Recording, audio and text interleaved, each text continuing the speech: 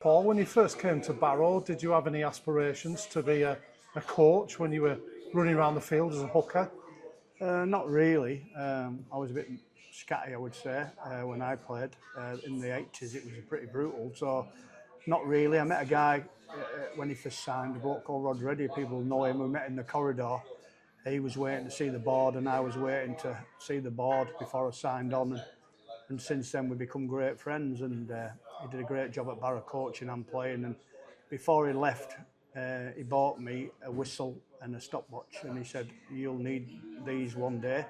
I said, "I think you make a great coach," and I've still got them now at home, and I keep in touch with him every week. He phones me, and here we are, 10 years or 12 years later, and I'm still here. So it's been an incredible journey, really, but I've enjoyed every minute of it. How did that first spell as a coach at Barrow come about? Well, to be fair, I was in Madrid, to be fair. I was at a slate quarry with Dave Kendall, my good friend, and Jeff Robinson, and we were on a works trip because we buy slate and with my job, and they invited us over there. So on the way back, we stopped off for a beer, and I got a phone call, and I think it was Jeff Ray, who phoned me, and he said, "If you want to be coach at Barrow, we've got nobody that wants to do it. I think we've lost 22 games straight," and he said, "We've got nobody who'll take it on. So I wondered if you'd take it on." So I had to think about it. Dave said, "Let's have a go. You come in with me," and I say we did 2 years then, and we went to a playoff semi against Oldham, really, where we had missed out and they were spending a lot of money then. And then I left of my own accord because I liked what was going on at the club, and I was proven right. So, no dramas. I just left them to it. And then I went off and coached Great Britain and so forth, and had a good time away from the club. And then I got a phone call again, 2014, off Dave Sharp, and saying, "Would you just come back from 1 year? We're in trouble again. We're all over the place. Will you just come and help us out, even if it's for 1 year?" And I thought about it. My wife Julie said, "Why don't you have a go?" I said, "No, never go back," because I didn't want to end on bad terms like it did last time. So I went in on 2014/15, phoned Stevie Ray up, who was my great friend, and it's been a privilege to work with him really for all this time, and to work with your best mate really, and here we are. I think today's 349 games, and it breaks Frank Foster's record, and I never thought by any means there'd be any chance of doing that. And there was times where I was going to throw it in. I think we played Halifax when we got relegated that year, and I just thought it's time for me to move on. And it was Richard Marshall at the end of the game. He come up to me and he said, "What's your thoughts?" And I just said, "Well, I'm thinking about giving somebody else a go. I think I've done my time." And he said, "Let it run its course." He said, "Make sure you let it run its course." And then words stuck by me, and Steve wanted me to carry on when, there was people calling for me head and stuff like that. And you learn a lot about yourself and the people around you when you do get in them bad situations, and you realise you're strong enough to deal with it. And I stayed on, and I'm glad I did, because we've had some great times since, and we've been places where haven't won for 40 and 50 years, and we've beat them teams, and the crowds have grown to over 2,000 now, and the Jets are strong, and the Advantage is strong, and the club's massively grown. So it's been a privilege really to coach your hometown club and probably getting free for 12 years. You talk about your two spells and people on the backroom staff, but you've not had a high volume of numbers in the backroom staff. You've always had a sort of tight-knit community. It's not that like there's a turnover every year, is there? No, and I've had people on the backroom staff before that haven't really, connected with me, and have challenged, things we've done, to the benefit of them. And the people we've got now, they challenge us in the ways you needed to be challenged, and they pull me in, because sometimes I go off on one and they say to me, "Look, I think you're a bit hard there," or we need to do this, and you've got to take it on board. You don't know everything as a coach. But Steve's been my mate for years since we played. Macca's I coached Macca, and he played for Barrow as well. And Andy Gaffney's been brilliant. And people around me have been fantastic. John Flynn, my statistician, he's very loyal. And the loyal people, and they win with, and we will win, we lose together, and it's been fantastic really having 10 years or 12 years with them people really, because they've rode every tackle with me. I'm just a front man for a lot of hard-working people like yourself, Darren. You come down here and do all this, and Faye and Steve and Dick, the groundsman, who's a character in himself, and there's people that come down on training nights, and we're all one big family, as you know. So nobody gets into our world, and we don't let anybody in on the outside, because if you listen to the outside sometimes it's very negative, even when we're doing okay. But the majority of the fans at Barrow have been absolutely fantastic with me, to still be here and not had a massive call out from the head, 10 or 12 years later, is just fantastic. And you get people saying kind things throughout the town and stopping me and wanting me to continue, so that speaks volumes really, how we present ourselves and how we operate. I'm just a local boy that gives everything he's got, with a group of backroom staff that give everything they've got. And Darren, because you're around what we do, and it's relentless really for the hours we do put in. But it's very, very rewarding to be part of it, be part of the history, and to coach your local team for that long, and have an influence of how they play, and have a vision of how you want the club to be presented, with the Jets, and bringing them kids through, which we've done, and probably the only side in the Championship that farms their own people and brings them through from juniors, in the volume that we do, to play first team rugby. You can pick your players, you can pick your backroom staff, but you can't choose your chairman. How have you found those to deal with over the years? Well, I've had three good ones, I'll put it that way. I've had Dave Sharp, who's an absolute gentleman, and I owe a lot to Dave. I hold him in great esteem. Mike Sunderland was another good guy. Steve is unreal on how he wants the club to go forward. He's been brilliant with me. He could have pulled the trigger, in when we got relegated, but he wanted me to carry on. And so I thank him for that. We're at a different level now as a club. We're probably the longest we've ever been in the Championship. We all know what happened in my first period there. I didn't want anything to do with what was going on, and I don't want to say any more because I don't want to bring up the past, and the past is the past. But it proved me right to walk away. I wasn't sacked, I just walked away. And to be fair, an agent rang me and said, why have you left? You were the best thing since sliced bread last week, and this week you've gone. And I didn't want to get into it. I just went away quietly and just went away and did something else and come back. And they had some good times when I did leave on the first spell, but that was always going to be, it was always going to decline and lead into absolute chaos and problems. So I didn't want to be part of that. So I left to answer that question. But the other three were just gentlemen and a pleasure to work for. And Steve's a pleasure to work for at the moment. And he's a hard taskmaster, but so am I. And he knows that. And I just want the best for It says Barrow Rugby League Football Club on the gate. And that's all I bother about when I'm working for the club. That what goes on the field. The game's changed because there's a lot of other stuff going on around the place, but to me, it's about the team on the field, and everything else just follows suit. Because as long as we've got success and a will to win on that field, we'll have success off the field. What about the players? Over your spells at Barrow, sometimes you're a mentor, sometimes you're a father figure, sometimes you're like the headmaster. Yeah, it doesn't get any easier with them, does it? No, but I just want them to be happy while they're here. We have a great, relaxed environment, as you know, Darren. We have a laugh. Sometimes the video rooms are brutal, but we try and keep it light-hearted at the end. I've had some fantastic leaders here. Martin Aspinwall was a fantastic leader for me. He's a great bloke.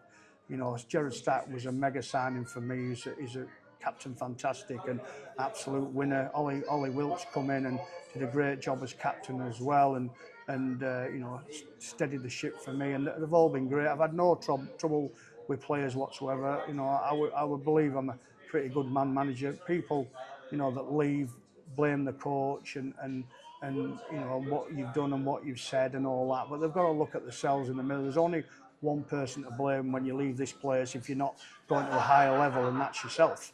You know, everyone gets an opportunity here. If you don't quite make it, you know, we'll move you on. If your attitude's not right, we'll move you on, because we've got to do that for Barrow Rugby League, and we've made some decisions for Barrow Rugby League that's probably hurt me, you know, in terms of friendship with people and stuff like that. But I'd still make them decisions now because I'm employed by Barrow Rugby League, and I've got to do what's best for Barrow Rugby League. And you know, my family have been brilliant. Julie, my wife, and my children have missed out on so much while I've been coaching. So I'm just proud of the support I've had for them. I'll probably come at the end of where we are now, you know. But like I say, I can look back and say that we did our best for Barrow Rugby League as a family, as a club, as a board, and as coaches. I don't think we could have done any more really, and it's been a pleasure really to coach them. If you look from outside of the club, you would probably say you go training twice a week and you play on a Sunday, but it's much more than that, isn't it? You know, you've got your involvement with the Jets, the Lions, and the academy lads. You'll maybe go and do a training session at Dalton and things like that. There's so many different sort of strings to your bow. Obviously, those within the club that realise what you do, you see as the athlete that you are, but there's a lot more to the game, isn't there, and to Barrow Rugby League than there is to just match days. Yeah, definitely. It's community-based, Barrow, and I get local coaches phoning me all the time to come and do a session. I had a phone call this week when I go to Dalton. I couldn't because I had a meeting on Tuesday night. I've gone everywhere, really. I went to Hinepool the other night because their under 12s or 14s were playing in a final. I went to Dalton to coach them kids because they were in a final up the coast. We run the Jets programme for 3 or 4 weeks with the coach and the coaches. We do that, you know, because I said in my time at Barrow Rugby League, I want to do the best for the community and for the teams around there while I'm in the job. You know, I don't want to leave any stone unturned. And if you look at the junior sections in the town, especially my own club, Dalton, it's absolutely thriving. So we need to support them as the pinnacle of the local area, being the local professional team. So that's what we do. You know, we do video, sometimes a review. We play today, tomorrow night it'll be midnight before we do a review of the game. Then we hold them down, and then we'll do a preview of that game, mixed in with training. And some nights it's midnight, some nights it's get up at 6:30 in the morning to do it before we go to work. You know, and what is, you know, I want to fill my life full of stuff. You can either help people in life or moan and don't do anything to help people. So I want to be like Stevie Ray always says to me, that's what we can do. We either help people and get on with it, or we moan about it. So we've decided we're going to help people and help as many people in the area as possible. And we've done that, you know. We've run like the coaching sessions. We'll go on to clubs and do that. We take phone calls about stuff, and people ring me. We let lads that want to train with us, the aspirations of professional rugby. We've got one now that comes in from Hinepool, and he's doing a real good, Paul Crarey, you know, and he comes and train with us. So to me, it's about the whole area and to keep that alive, the dream of playing for Barrow First Team for all the kids in the area. And I like going to see the academy trainer sit in the stands some nights and watch them and watch the kids come through. There's a couple now that we're hopefully going to sign for next year. You know, Finn McMillan's just breaking through into the first team now, and he's been part of the Jets programme.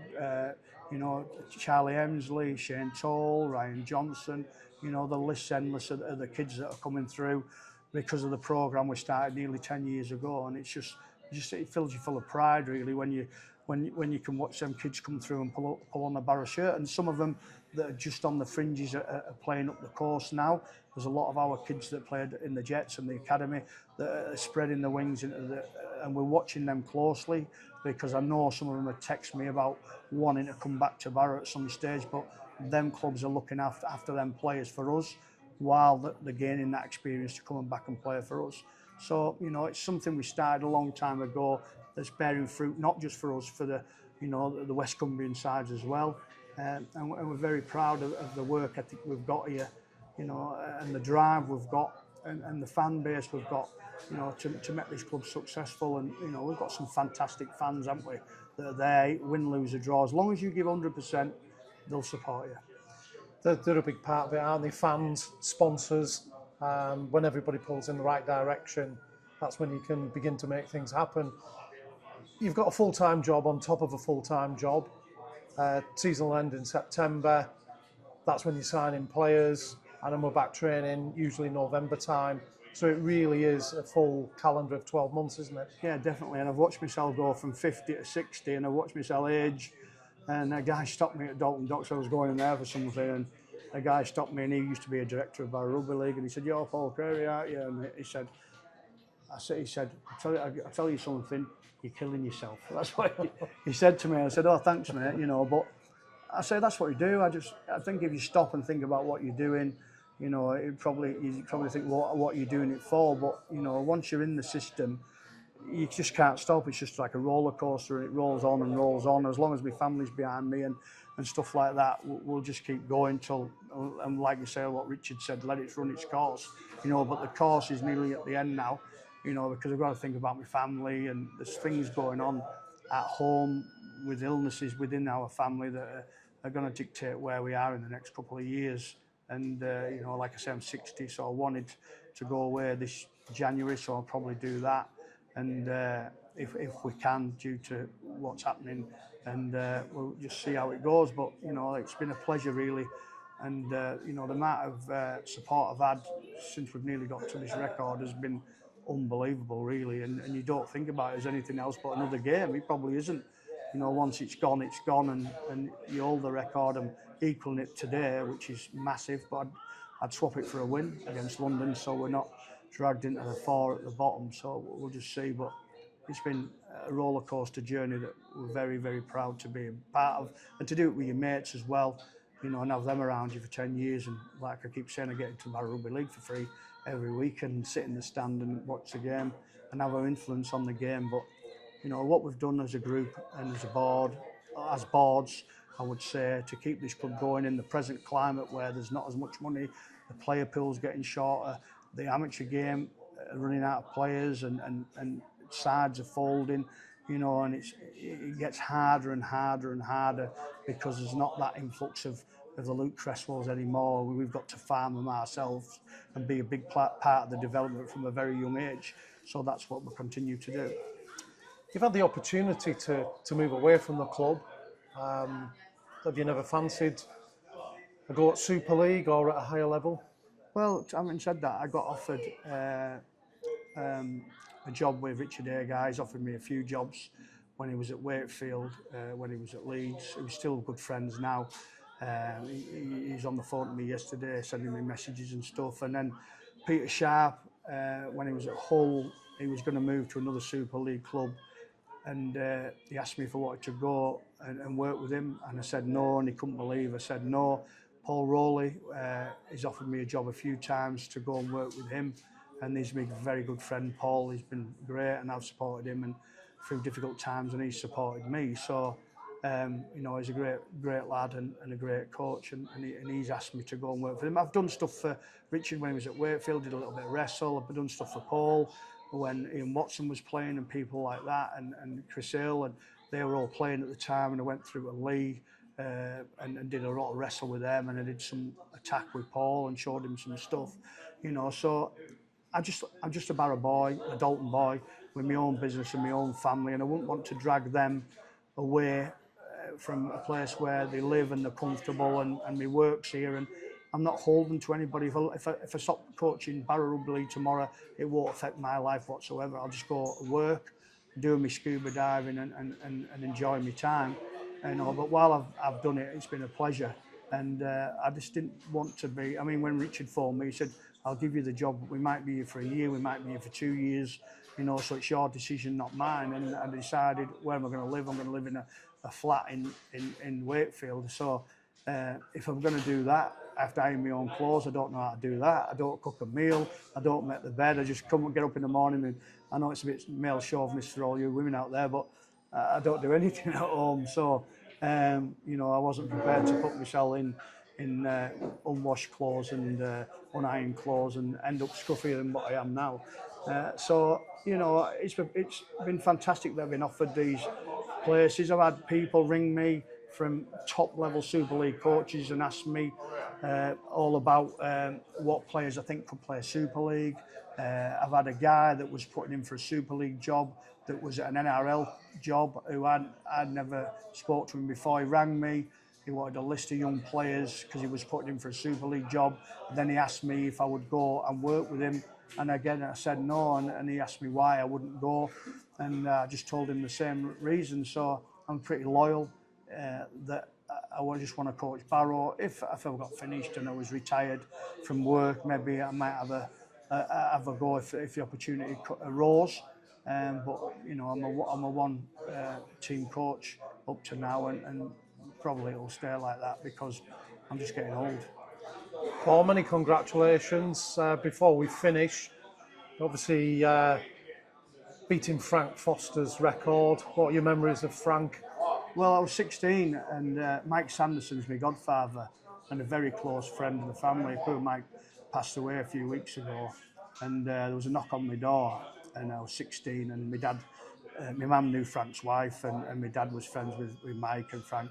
And I opened the door, and it was like the lights were going out. There was two huge men there, and I was a skinny, you won't believe it now, but a skinny 16-year-old, and I invited him in, and Frank bellowed at me and that he wanted me to come to Barrow and train with them. And you know, I was doing well. I played county under 17s, and I was playing open age at 17 and for Dalton. You know, I wasn't the best player, but I was pretty tenacious, and he wanted me to train with them, and I actually turned him down. So, and then I think it was Tommy Dawes, I think it was the one that asked me to go down, and I went down to Walney running track when he was coach, and we did some sprints, and I think I was in with Mickey James, Les Quirk, who played with me at Dalton, and all the speedsters, and they left me standing, so that put me off. And Tommy come over and he said, "What's it like to be the slowest in the team?" And I said, "I never really thought about it like that." Anyway, I didn't go back for a while, and then Ivor Kellam got the job, and I played for Ivor at Dalton, and Ivor was a great coach, a great motivator. I spoke to him every week in the Golden Ball where we used to drink, and he'd come knocking on the door, and there was another great hooker called Mark Roskell, and me and Roski had a big rivalry, and Roski went to Warrington. He got a Lancashire Cup medal, and I ended up signing for Barrow and played 172 games in what was the 80s, which was brutal, really. You know, we're going up against Dave Watkinson, who was absolute animal, Nicky Kiss, people like that who were, you know, the old type school hookers, and then the likes of Martin Dermott and them started to come around, who was fantastic, and them sort of players come, and probably I was more a prop come 9, come the back end, and then I decided that I didn't want to be cannon fodder, so I ended up finishing after that, and like I say, I enjoyed my time and played with some great friends. Stevie Ray is my friend now, and Gaz Kendall, Dave Kendall, who are my friends, and Tony Kay. And, you know, we had great local players there, and that's what, you know, inspired me really to keep the local player theme going, because the most successful Barrow teams were locals with a sprinkling of good, honest away people, and you know, like Steve Tickle, who was, you know, a legend in my eyes, and David Cairns was a great friend. When I went to Barrow, my first game was at OKR away, and they put me on, and they took me for a sherry. There was Malcolm Flynn, who was a great friend of mine now, who was as tough as teak, and Dave Cairns, and they took me to this suite, and we had a sherry, and it wouldn't be heard of now. And we went out, and there was a New Zealand test prop who I decided to have a go at when I was 19, and I think they dragged me off for my safety, but I wasn't bothered about him, and you know, that was it. And me and Dave are still great friends now, and Dave came to coach me academy and won the national championships, and you know, he's got a lot going on in his life, but you know, he's still a great friend to me, and we have a good laugh about what went on. And you meet some incredible people, you know, across the globe. It's took me to Australia 3 times, and like I said, I'm in London now, and with a great group of people. We've got a great team at the moment, and we just try and get the honest, good people that do the best for Barrow Rugby League, and I'm very, very proud to be a part of it.